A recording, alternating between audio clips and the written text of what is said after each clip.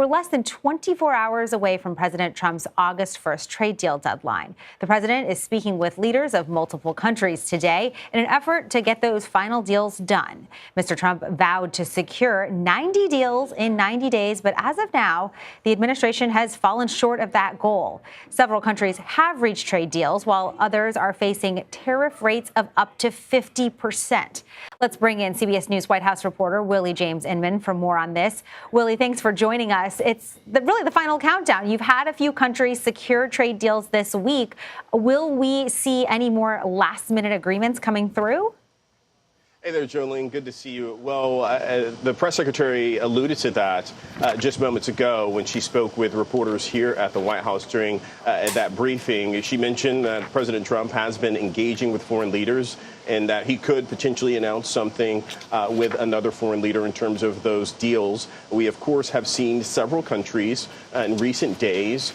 Korea, for instance, the president announcing a deal with that country, but also a major deal and framework struck with the European Union. I know you have been talking about that on our air for quite some time. That is a significant development because the U.S. and the EU have been in this tit-for-tat I guess, trade war, if you could describe it. But there are some other major partners that have been able to negotiate trade deals as well, including Japan, you see on your screen there.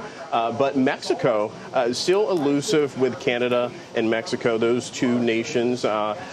Still no major deal struck with those nations, although there was a positive development on the side of Mexico. Things are being extended for 90 days after a conversation between the president of Mexico and President Trump today, which seems to be a positive development for this White House, Jolene. The president also took to Truth Social, saying the fact that Canada is backing a Palestinian state, that could, quote, make it very hard for us to make a trade deal. You know, Canada is obviously not the only country doing this. France and Portugal also moving to recognize Palestine. How is that going to be impacting negotiations over the next less than 24 hours?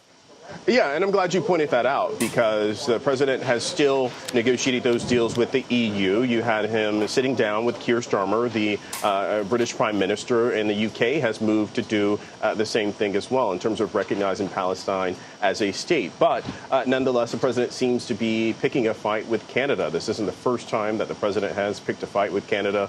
Previously, the Canadian government's decision to charge a tax on digital services led to a breakdown of trade negotiations between the U.S. and Canada, but they backed off of that tax, and so you had those conversations continue. But it's anyone's guess in terms of what will happen next between the U.S. and Canada trade relationship. We know there has been some tension growing there, but still, nonetheless, there is a major amount of trade between the U.S. and Canada. You have vehicles, for instance, lumber coming from the Canadian side, energy as well. So a lot of goods and services affected on each side of the border. And Canadians will tell you, business leaders there will tell you that Canada needs the U.S., but the U.S. needs Canada just as much, Jolene.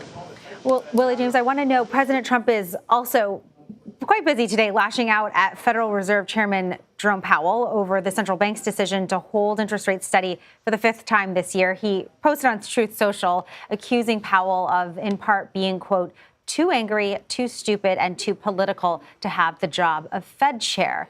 Now, yesterday, this was very noteworthy. Two of the Fed's board members dissented from the interest rate decision. A third abstained. One of those policymakers is a Trump appointee who's on the short list to replace Chair Powell.